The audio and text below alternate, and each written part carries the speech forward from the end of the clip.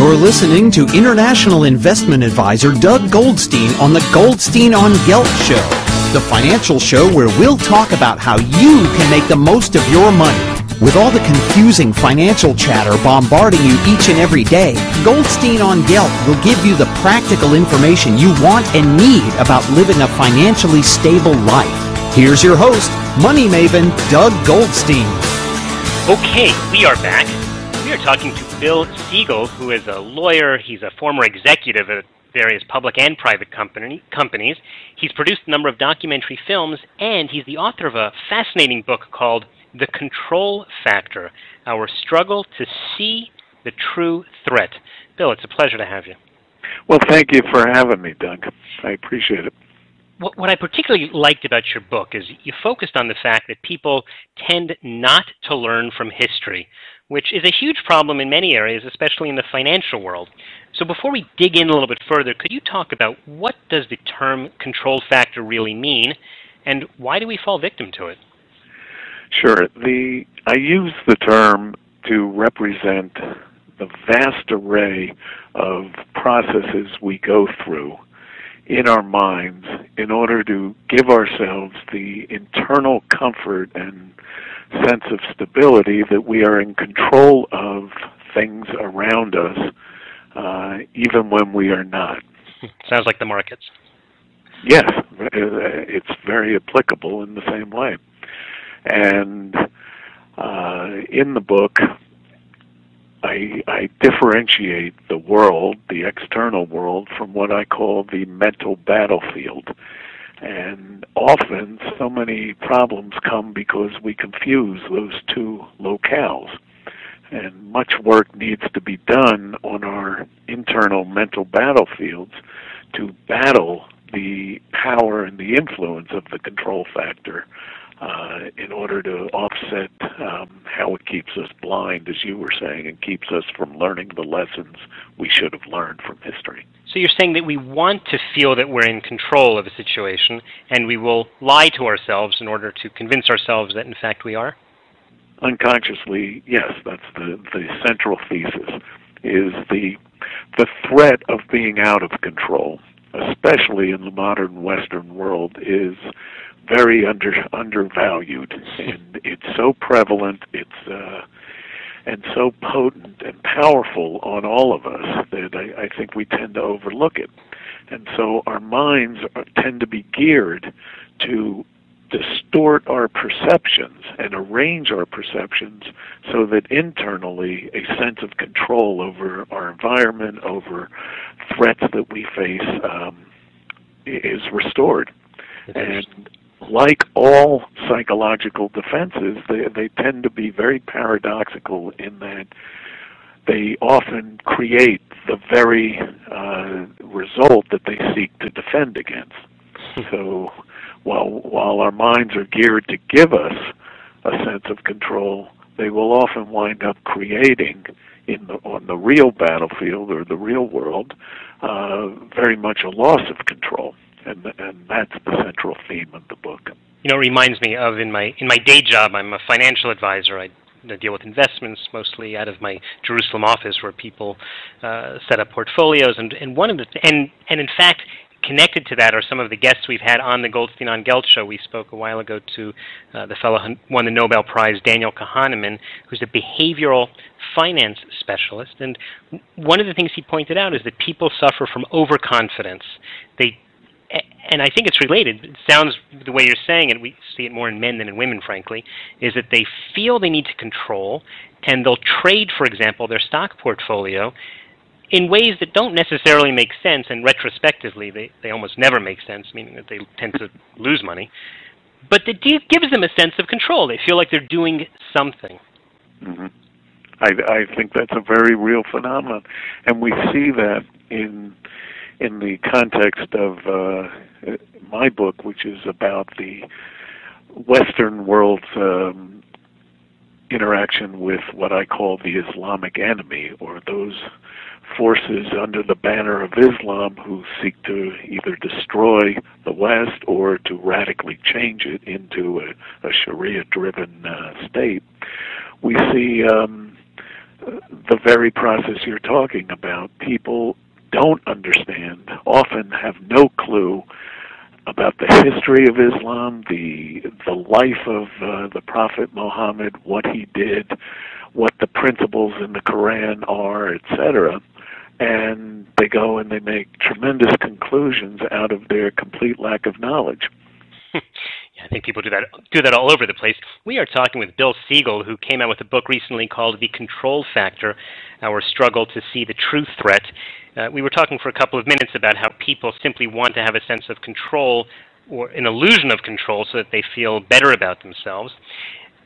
Bill, in the book, you do focus a lot on the whole question of how the American policy or how the Western policymakers see Islam, which I'd like to discuss. I just want to clarify one issue, because I think that people who say that often are accused of not realizing that it's only just a radical fringe of Islam that is creating all this jihad talk, and most of Islam and the Muslim world is very peaceful, in which case we have nothing to talk about. You address that. Could you just say how you discuss that, and then let's move on? Sure. First, I don't want to spend a lot of time in this, but the grammar of Islam is this or that, I think, is a troublesome phrase, because it forces the mind to make a decision on exactly what it is, whereas the reality of Islam, as with any religion or generally any philosophical term, is Islam has expressed itself in a wide variety of ways through its history. So it is, I think, we saw President Bush start the line, Islam is a peaceful religion, and therefore it's only a few people who are of concern. We see President Obama has, in my opinion, very dangerously tried to reduce the enemy that America faces to Al-Qaeda, and anything that's not Al-Qaeda is not in his purview, and he can make claims that he's fought the threat for what it is. Well, what about the Muslim Brotherhood? Exactly the case. In the book, I identify the threat, at least from an American point of view, and I think it applies very well to Israel, although I think Israel adds, because of its uniqueness, adds even more levels. But the threat is really coming at us on three levels. One is what I call the violent jihad, which are the Al-Qaedas, all the vast array of other violent groups using terror and violence to assert its cause. A more insidious level is what other people call the soft jihad. Robert Spencer calls it the stealth jihad. I use the Muslim Brotherhood in America's term, which is the civilization jihad, which is the intended infiltration into a society to try to grab power from within, and it's very much against using violence in that form. We've seen that all through Europe for many decades, and it's now very, very active in America. But well, shouldn't we like that? I mean, if they just have a position and they want to teach people, that's peaceful, no? Well, it's much more than teaching people. This is the spreading of propaganda. This is how it operates in the mosques. This is controlling the version of Islam that our government officials are being led to believe exists. And does this one support the violent jihad, or is this just a different path? It's an additional path to ultimately the Muslim Brotherhood is in America. Its tactic in America is the civilization jihad, and its goal is to completely turn America into a Sharia state. Jihad is the way. Sorry, let's just clarify. The jihad, I understand. This is one of many different possible paths of jihad. But if their goal is simply to move in and to have a lot of children and to set up mosques, and in those mosques teach people about the Quran and Sharia law, anyone can do that, right? You could set up a synagogue in downtown Manhattan and start to have Shabbat dinner also. The civilizational jihad that the Muslim Brotherhood is engaged in by its own terminology is in order to establish what they call a civilization alternative to Western civilization. The famous line in their own documents that were discovered in the 2008 Holy Land Foundation trial were that its efforts in America is a process of settlement, and it says that it must understand that their work in America is a kind of grand jihad in eliminating and destroying the Western civilization from within and sabotaging its miserable house by their hands and the hands of the believers so that it is eliminated and Allah's religion is made victorious over all other religions. Okay, that came out in court, right? These in public documents. Okay, so why would it be then? Now let's go back to the psychological side. Why would Americans or American policymakers willingly engage in the self-deception, which ultimately seems to be either challenging the way of life that they know or, in fact, their life itself? Well, I think the word willingly there has to be made clear that we're talking unconsciously. I think most American policymakers, although some people will argue this is certainly not always true, but that most American policymakers are not looking to have Western civilization destroyed. And these are not the same aims. The problem is the control factor keeps telling us, well, this can't be their goal. And you have to layer in, you referenced Europe. Islam functions very differently depending on the amount of power it has. This is one of the critical distinctions that gets overlooked, and it reflects something, the big curve in the Prophet Muhammad's life.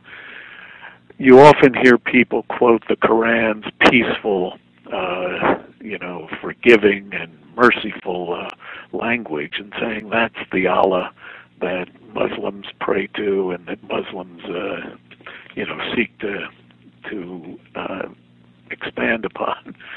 And then there's the strike their necks language as well. The Muhammad, in the early part of his life, had no power. So he was trying to bring to his new religion people based on trying to convince them in their own language. So people of the book, the Jews and the Christians, were being brought in by making analogies to their religion, etc. Famously, he was brought and invited into a different town, Medina, and was given full power. He was the judge, he was the religious leader, he had control over everything, and once he had power, that's when the language in the Quran and the commands that Allah gave him turned into the more violent ways.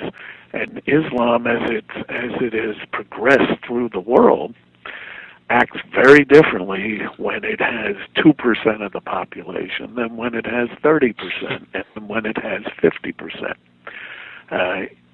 Very much paralleling the Prophet Muhammad's experience as well. All right, well, hopefully we won't see too much of that parallel going on in the future. We have been talking to Bill Siegel, who wrote the book The Control Factor, Our Struggle to See the True Threat. It came out very recently. Bill, just in the last few seconds, it's been very interesting, and we're out of time. What's the best way for people to get a copy of your book? Well, thank you, Doug. It's available on Amazon.com and also BarnesandNoble.com and a few other sites, but I would recommend Amazon. Okay. All right, listen, Bill Siegel, thanks so much. Doug, thank you for your time. You've been listening to the Goldstein on Gelt Show with money maven Doug Goldstein. Doug's weekly radio show is heard around the world, but if you miss it, you can download the podcast at www.goldsteinongelt.com. The Goldstein on Gelt Show gives you up-to-date financial ideas so you can get on the path to financial freedom. If you'd like your questions answered on the air or off, send Doug an email to doug@profile-financial.com. It's your money for your future, so join Doug every week to build your wealth on the Goldstein on Gelt Show.